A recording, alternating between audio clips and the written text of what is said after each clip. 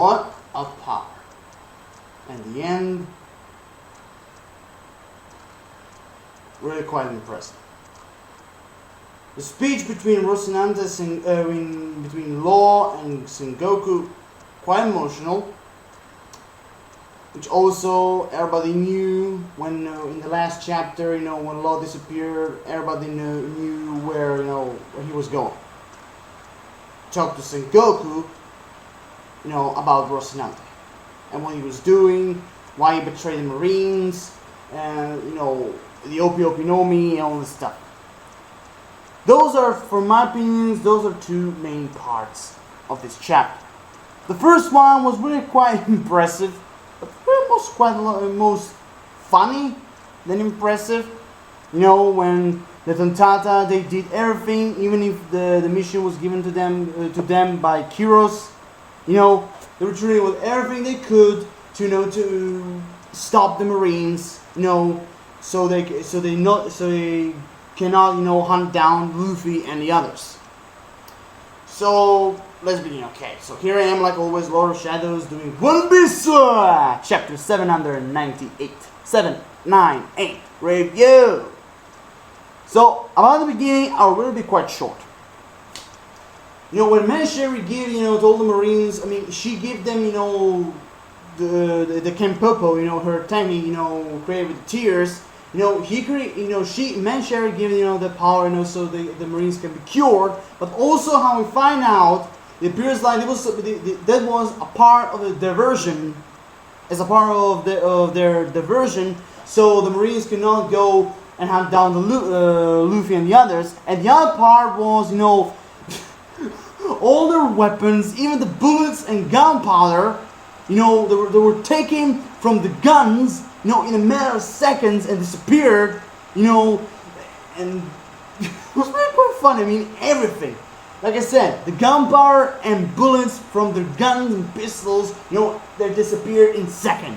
And the other part, axes, blades, swords, knives, pistols, guns, everything they had as a weapon was disappeared.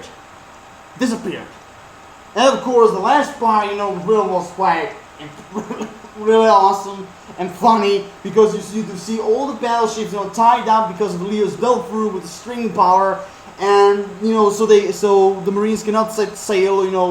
When the Luffy and the others go to the ship, the Marines cannot set sail and go hunting them.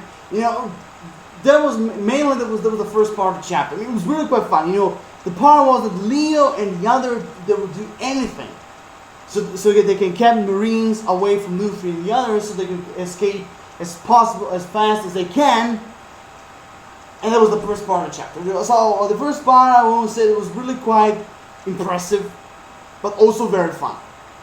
Also very funny, but still, the hearing, all the citizens, there was all that because of fairies, and but still, just angry at them, saying like, get the fuck, wake up of your dreams, and get the fuck out of your business, call all the reinforcements, hunt down the Luffy and the others. I don't really give a fuck of all this will happen.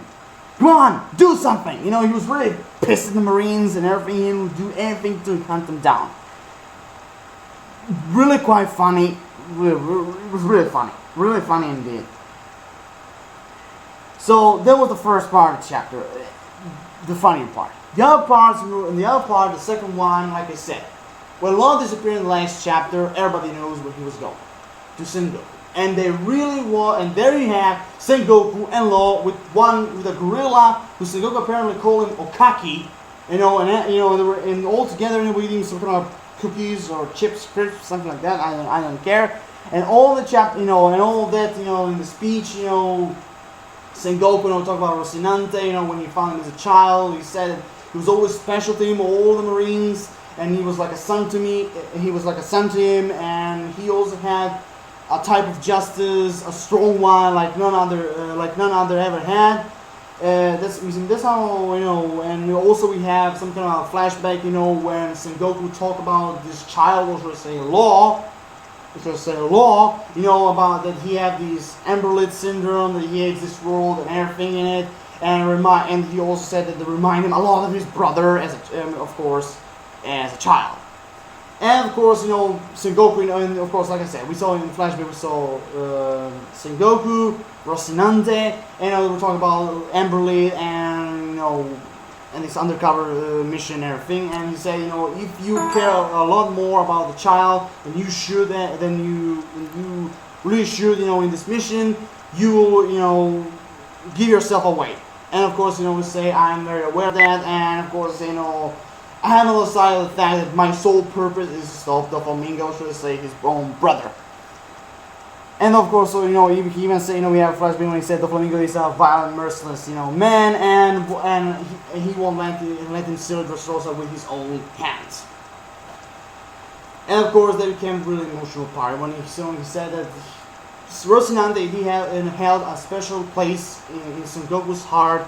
And you know, if you remember the flashback, you know, when Sengoku found him as a child, you know, he said that when he was a child, you know, he thought of him as his own son, which is actually really quite impressive. You know, hearing those exact words from Sengoku, because at the beginning I thought he was an asshole. And really, I thought at the beginning, not only, I mean, it was really quite fun to see a relationship between him and Garp, you know, from the Golden Age to the end, but at the other parts, I like for Akainu, I thought he was really an asshole.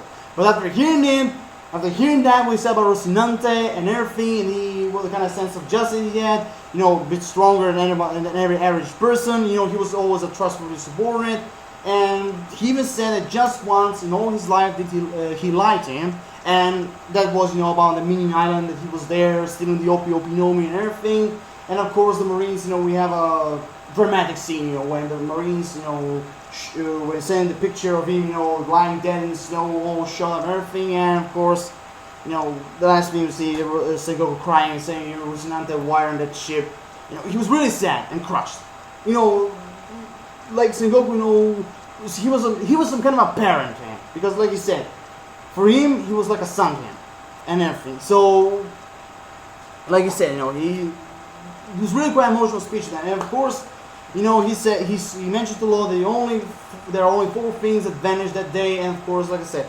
the Diaz Barrels and his crew, his subordinate's life, the Opinomi, and of course the kid of the Amberlet Syndrome, which of course Law also revealed to him that they will see him all the time, and the reason why, you know, Rocinante did all of this, you know, for him, because at the beginning, you know, he told him that he took him in a lot of hospitals and everything, and enriching for the Opinomi and attempting, you know, to cure him and everything.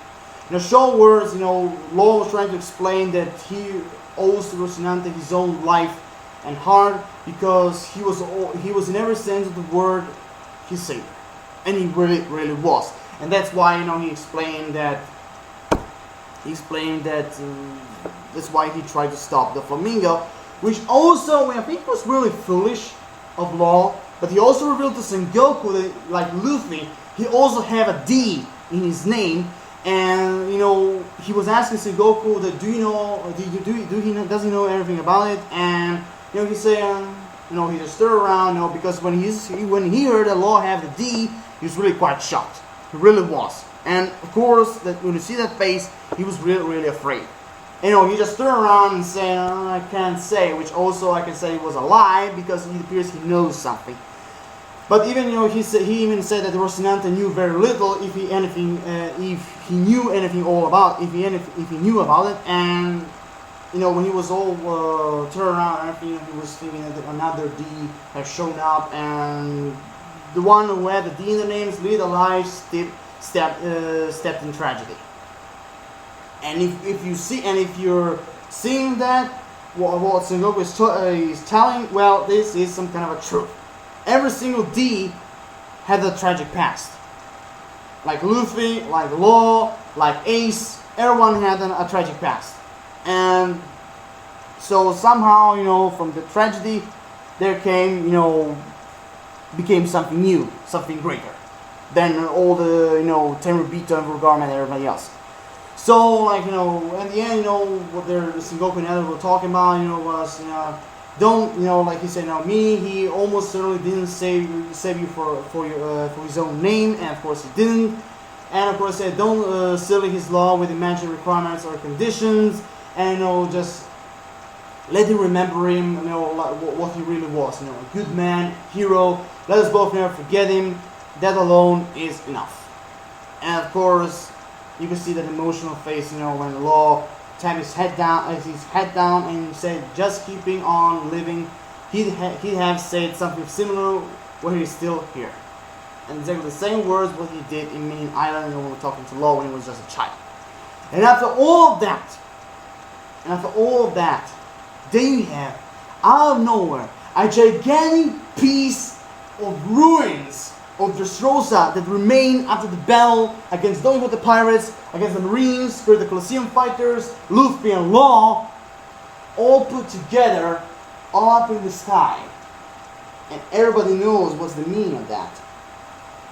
Fujitora. Admiral Isho, aka Fujitora, with his gravity delta power. And the look of it, with how in the way how he controlled it with his cane, epic. Because with that scene, you can see the monstrosity of his power and everything, and with all the power Fujitora had, even Tsuru, even Vice Admiral Tsuru said to Bastille, like, just lay down, all the Marines back up, don't get in Admiral Fujitora's way, because Admiral Fujitora got this. Alright, man, I got this. I'll take down the pirates in one single blow.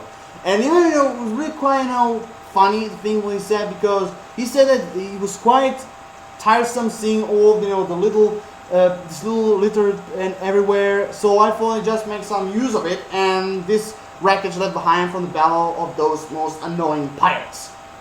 So in some point of view, his own goal was, because everyone was shocked, to see that kind of all the remains up there in the sky, or, King Riku, Viola, Lepanto, Kyros, Rebecca, everybody was shocked, even Tantata, even Leo, was trying to encourage them and everything, like, okay, it's time not to be shocked, it's time to react, it's time to react, it's time to act. Make sure that Luffy and the others escape. And and even that part, you can see that the Law appeared at the eastern port, and saying to everybody, get on board and everything. Everybody's here, because even Usopp and Bartolomeo saw Luffy coming, on the other side to the eastern port and everything. The time, when Fujitora was holding all the ruins and everything, and like Law and Cavendish, everybody said, all right, everyone on board. Luffy and Law is here. Time to escape. And that time, just in time, when they say, everybody hurry to the ship, Straw and Law are both here, we're all here, run for it. And then, out of nowhere, there we have, Luffy, running, and it was really quite funny in the way how, he called the Fujitora, Mr. Gambler, because, if you remember, at the beginning, when he was in the restaurant, at the roulette table, and that's, then now you understand why you call him Mr. Gambler, which really was quite, good nickname for him. It really was. It was funny, but good. And when you say, Mr. Gambler, do you remember me? And of course, Fujitora was expecting to finally, for Straw Hat to finally come and everything. And I don't know where, he said to me, here's a face full of tropical punch. And Gifford, Armin Bushoku Haki, he tried to strike down Fujitora, but unfortunately Fujitora, protected himself with the cane and everything, but the punch, the strike, it was really epic. Really, really epic. The look on Sai and Bartolomeo's face, their teeth out and their eyes out, like, he challenged an admiral! Oh my god, you really have the guts. Really quite impressive. It really was. Really was, and the way, when you strike him and everything, and he said, why do we have to run? I swore I'd leave the habit behind 2 years ago. So if you remember Archipelago Sabaudi, when everybody was running, for the Pacifistas, Santamaru and Kizaru, that's what he was trying to say. Why he have to run? That he will never run ever again, like he did in Sabaudi Archipelago, or should I say Archipelago Sabaudi. Now you understand what he meant. He will never run.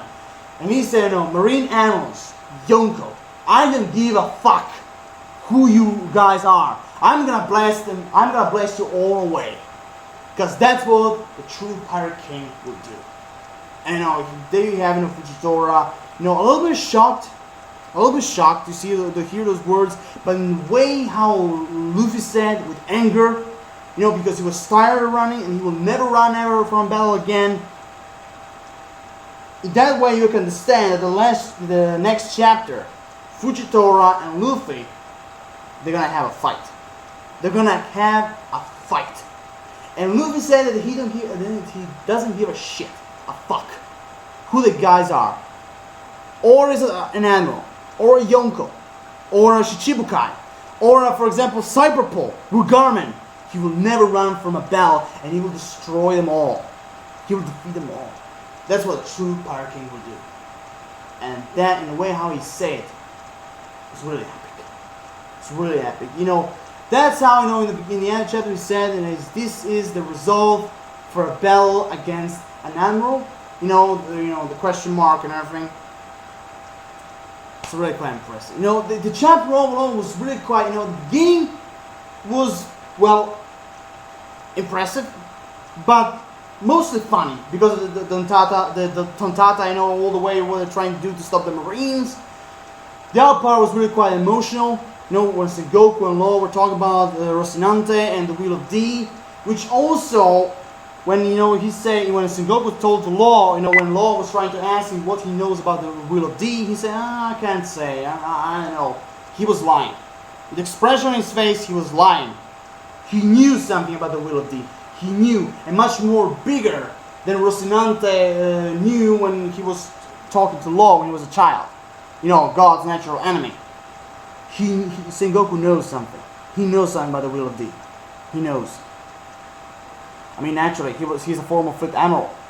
And if everybody knows that when you're in a higher position, like for example an admiral or a fleet admiral, you know a few secrets of the world government, of the Tenryubito, the Gorosei.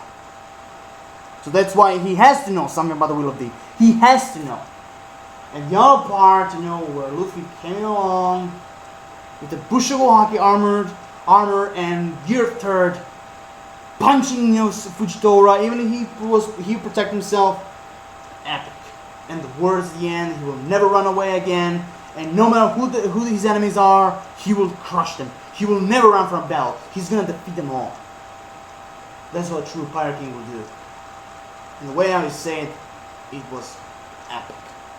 It really, really was. So here I am done. Read the video, comment, subscribe, give me your own personal opinions about the chapter, about the emotional speech between Sengoku and Law. What do you expect from the next chapter? Do you think Luffy and Admiral Fujitora will have a really big fight? Which I think they will. Drop a like, we'll appreciate it. And for subscribers, really it's not very difficult. Please, just use your mouse, click.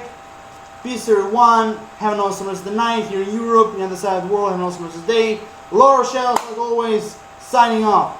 See you around, One Piece fans.